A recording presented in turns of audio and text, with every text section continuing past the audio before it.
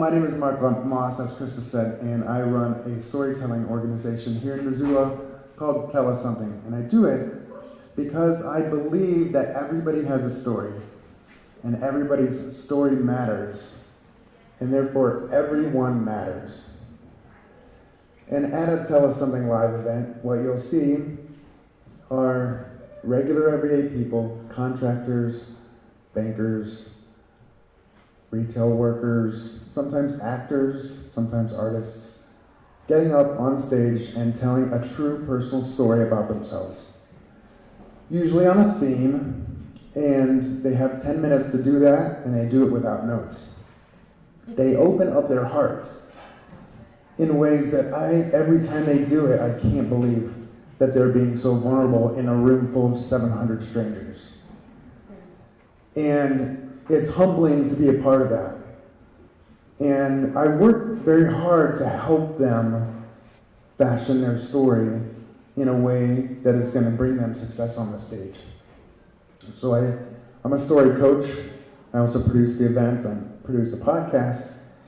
But the reason that I'm here tonight is because Krista and Amanda invited me to come and work with some potential storytellers for tonight to do something very similar. And what a wonderful opportunity for me to meet a whole population of people that I had no idea consciously existed. Of course, I knew about them, right? And I think that my experience is very common for a lot of people in Missoula and maybe even across the country.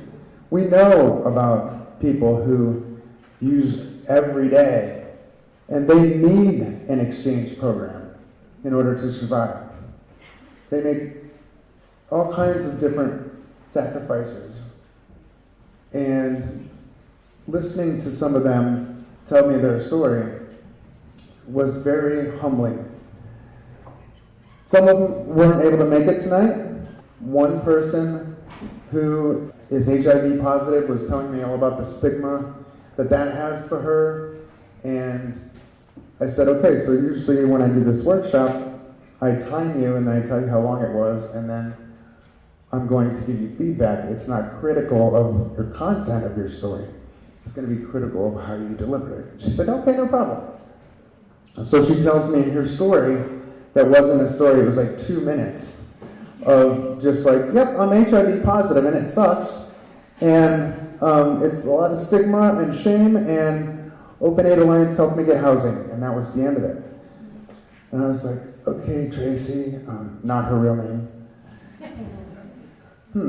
That wasn't a story. What was that? Because this was on the phone. What was that in the background? Oh, one of the kitties knocked something over, and I said, oh, boom, we have something.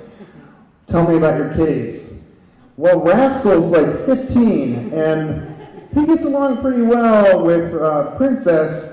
She's only 6 months old. I'm like, oh, tell me all about that. So she starts telling me a story about her kitten and how Rascal and Princess get along. And I say, where are you? And she says, I'm at home. And I say, you're at home? The home that Open Aid Alliance helped you get? She said, yeah. I said, that's your story. She wasn't able to make it here to tell you that herself, but just incredible that she was able to share that on the phone with me. And then we had this argument about, she used to cook at Curly's and the Montana Club, and there's another place she used to cook.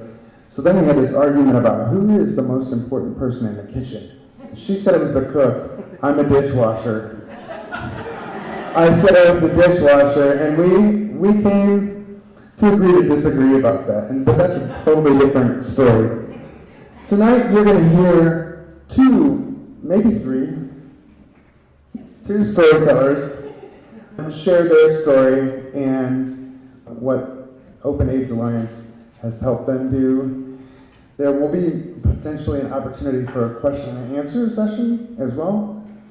Our first storyteller, I'm going to welcome to the stage with you. His name is Rick.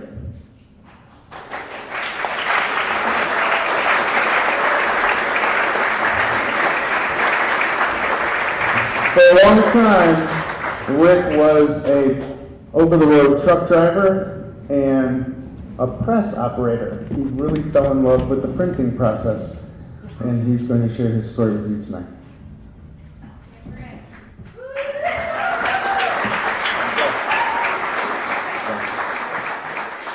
My name's Rick, and this is Gus. He's my buddy. That's when we were late today, ran off. We started coming to the Alliance here about 2 years ago, I guess, and we live in Butte, and Butte doesn't have an exchange at all, and it's a terrible shame, and I didn't realize how bad that was until we started coming here and talking with friends. After our first trip here, it was a couple of people, and they're bringing us, 100 to exchange. These are syringes.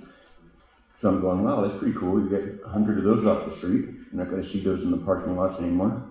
And then they're going to have nice stuff. And so we just kept doing it, and the word kept going. And now then, about every 2 months, 3 months maybe, we bring close to 2,000. If we had an exchange there, there'd be so many. I mean, it helped so many people, but nobody wants to do it there. I don't know why. But my wife and I, the reason that we started coming, we were able to get some here and there, without any problem. But I found out I was positive with Hep C, and it had been for a long time. I had a lot of the virus in my system. And so, naturally, I was worried about my wife. I started being real meticulous, everything, clippers, razors, anything that could possibly cut you or hurt you is separate at our house, Thank Christ, she comes and she does it every time we come in here, and she's free of it. She doesn't have any, and it's killing me. I got 5 years left. I got no liver. My platelets are so low that I bleed like crazy. It's all because of that. If we'd had an exchange back in the 80s when I started, that probably wouldn't be in this boat, and it's a bad thing. You swell up like a yellow balloon. It's ugly. I've had a couple of friends die of it. It's not good. I don't look forward to it. I'm not going to. I told my wife I won't be that person laid up in the hospital that way. It sucks. I got a 10-year-old. I probably won't see her graduate, and she knows that. She's aware of the keeping things separate, and she doesn't touch blood at all. She sees it. It doesn't matter who it might be. She doesn't touch it. She's a good kid. Time's a bit short with her, and I hurt my back, and gotta go have surgeries. And with the low platelets comes nobody in Montana will do surgery for you, or you're going to bleed out. So I have to trek to Seattle to get the surgeries. So I got 2 more. And it's very risky. The doctor told us afterwards that, he says it was a close one. It was touch and go. And he says, and this was the easy surgery. So that wears on my wife too, and especially you stop off and have papers notarized that give her a power of attorney over all your stuff.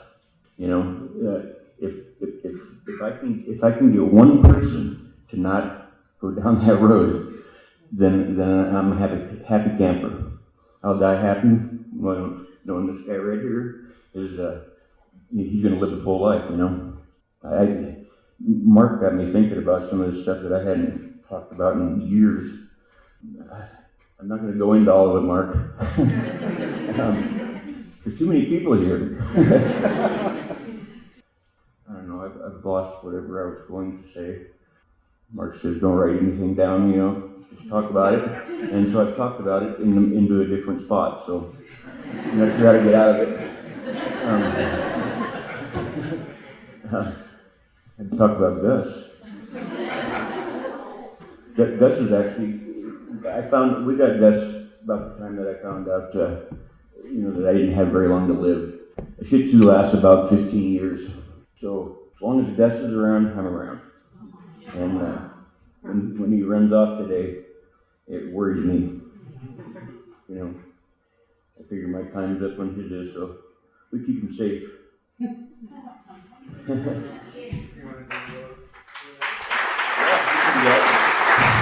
Anybody has any questions? Is there anybody out there that wants to ask a question? Anything? Nothing's off limits. Hey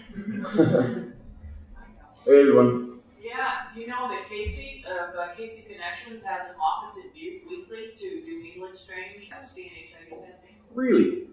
Now, somebody told me here a couple of days ago that up in Walkerville in some church, they were doing an exchange. Yes, And that's where it is. and I said, well, somebody in Missoula would have told me that. And I hadn't heard of it, but from one person, you know, that I deal with. So I figured it was probably bullshit. Somebody got a couple of boxes, you know, and was gonna, help people out or something.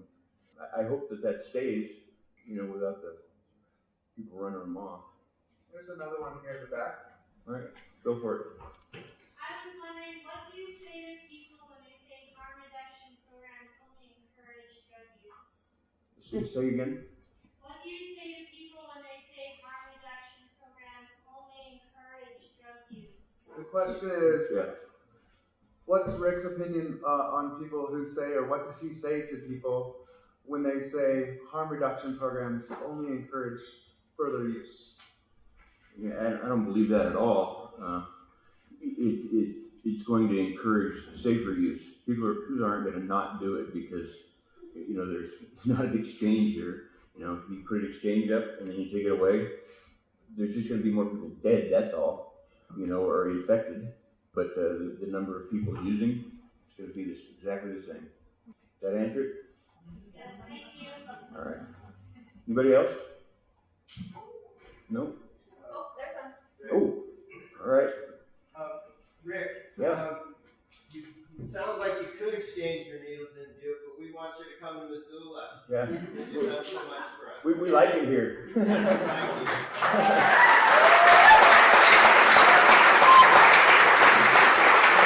Yeah, one more thing to say too. They started, maybe 6 months ago, I guess, they started giving us the Naloxone. And what that is a shot that brings people out of an opiate overdose. I'm told that when you do it, it binds to the opiate, pulls it out of your system, and people that come off of those pills really have a hard time. They're sick, they're in bad shape. And this does it just like that. And so you're sick, but you're alive. They started giving us like a couple of vials to take over. This last time, I think we got 20. We've saved people's lives. It's incredible.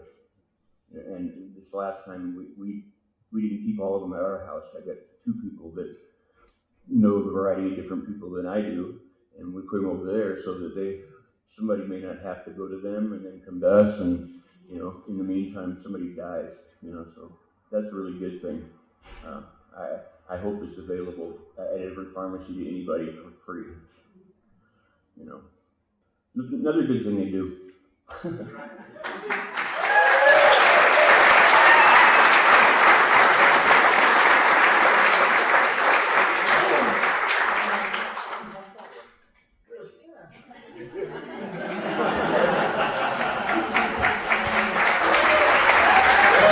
Thank you, Rick.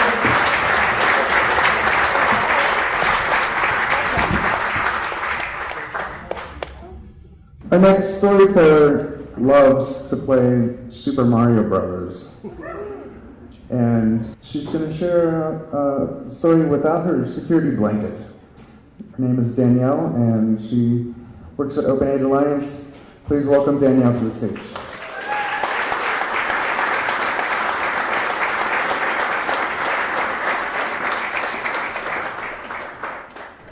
It all became real when he disappeared.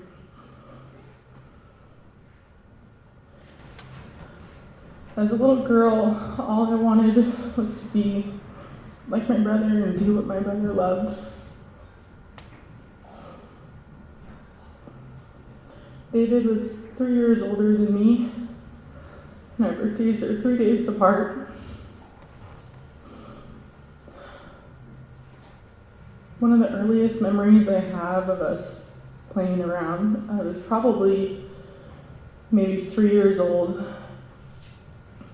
and we were in our shared bedroom. It was decorated with baby Minnie Mouse and baby Mickey Mouse.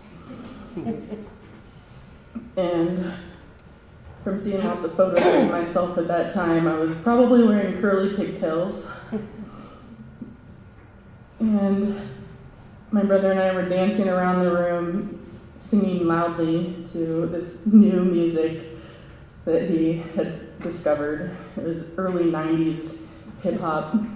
When we're bouncing around the room with our pants on backwards, yelling, "Crisscross, make it jump, jump! Crisscross, make it jump, jump!" My favorite cartoons were his favorite cartoons.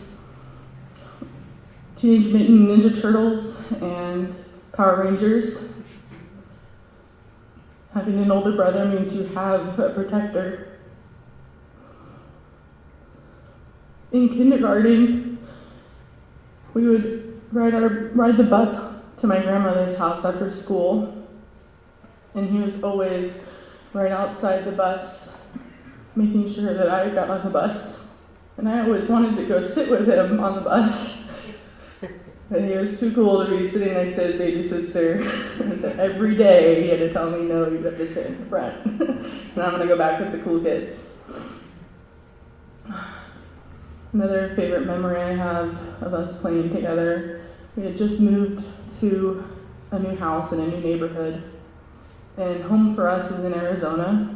It was summertime, and there was a big monsoon storm that night.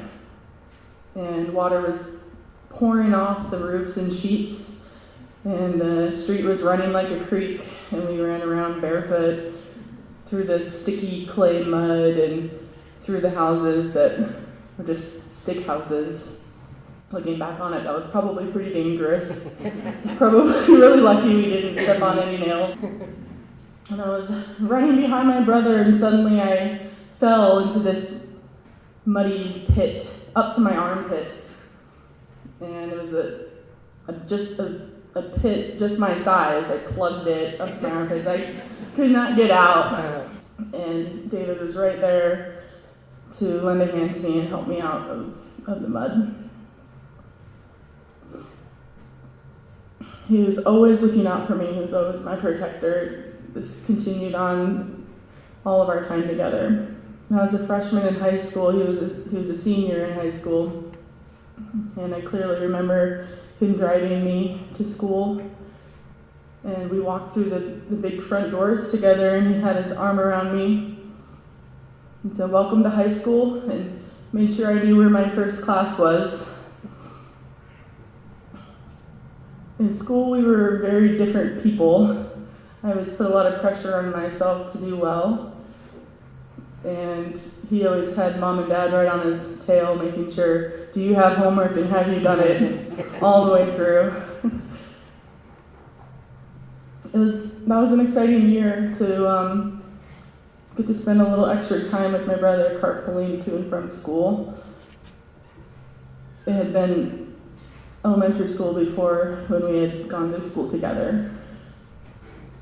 And he had a really bad case of senioritis. And me wanting to do the best in school possible, I remember every morning being nervous that we were going to be late to school. And making sure to get up and make sure he was awake, I've eaten, honking the horn in the car. David played football through most of his childhood, and he played in high school as well. And he suffered a shoulder injury while playing football. And after high school, in his early adult years, he had a couple other shoulder injuries. I think in total about 3 with both shoulders affected. And with surgery comes pain medications. And I don't know if this is where his struggle with pain medications began. I never asked him, he never told me, and that doesn't really matter.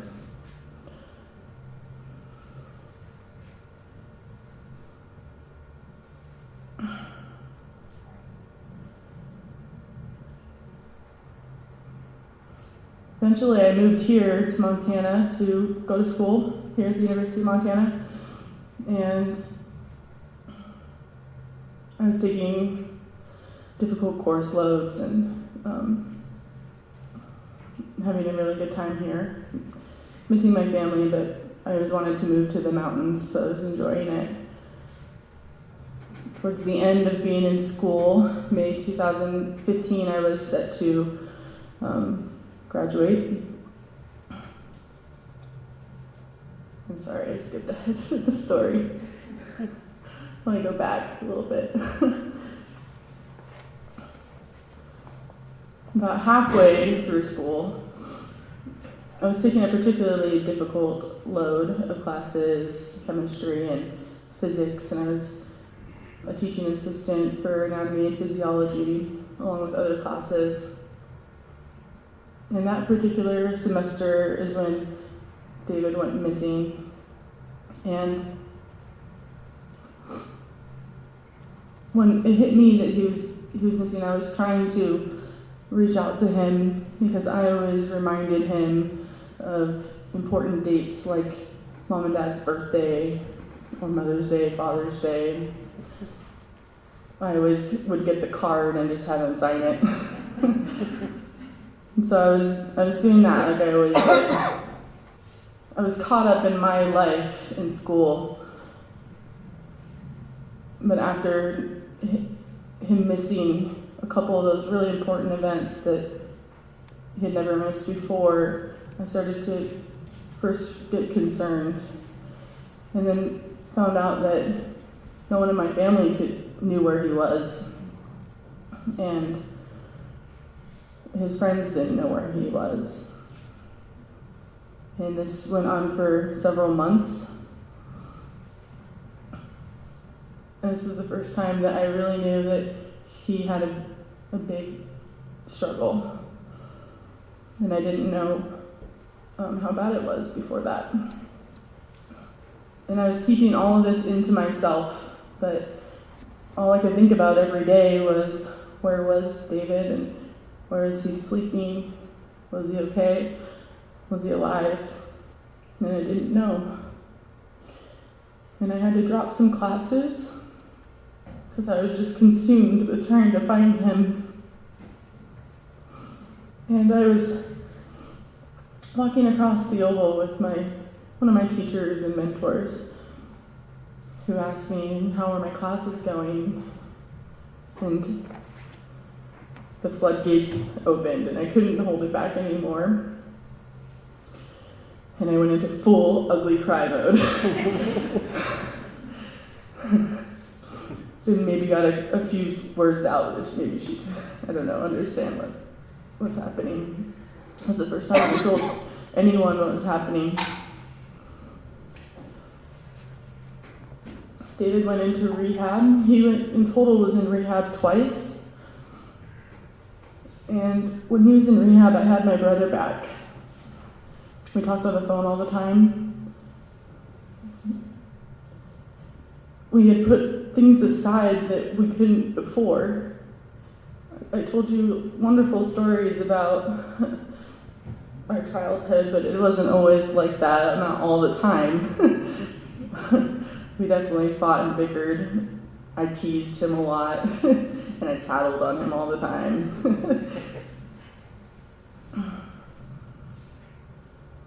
But when he was in rehab, I had him back, and we both, for the first time, kind of got it about how special what we had was.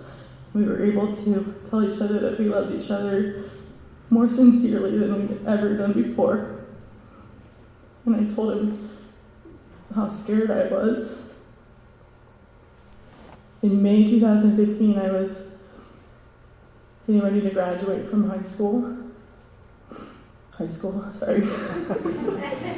from college.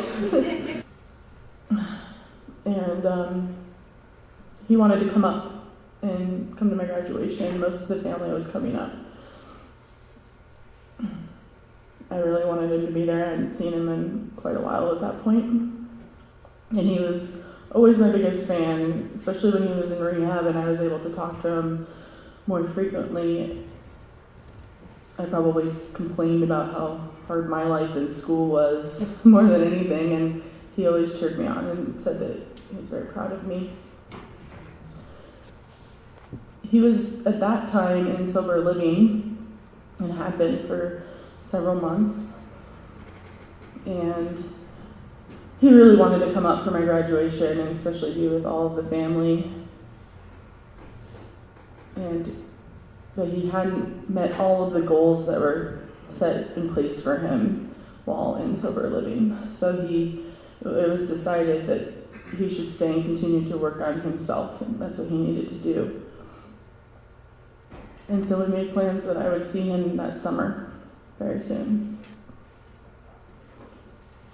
Less than a month after I graduated, my parents flew from Arizona to Montana to tell me that David had passed away.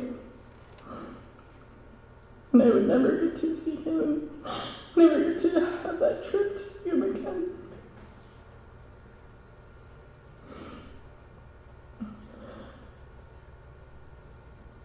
The last time that we were together, just after Christmas, I flew down to California where he was, and we played around all day at Six Flags and rode roller coasters together.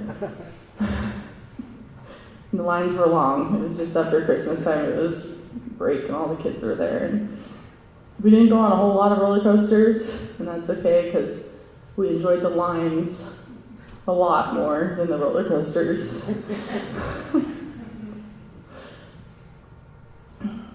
He gave the best hugs. He really would hold you and squeeze you and hold you. And he'd kiss me on my cheek with his red, scruffy beard. And I miss that about him. Thank you for letting me honor him by sharing this story. Thank you.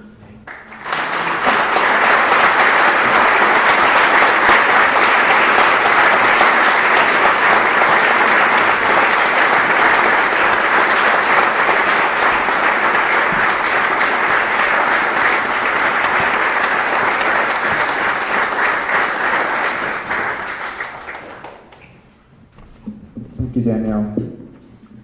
And thank you all for giving our storytellers all of your love. I'm going to give it back to Krista, who's going to encourage you to continue giving that love.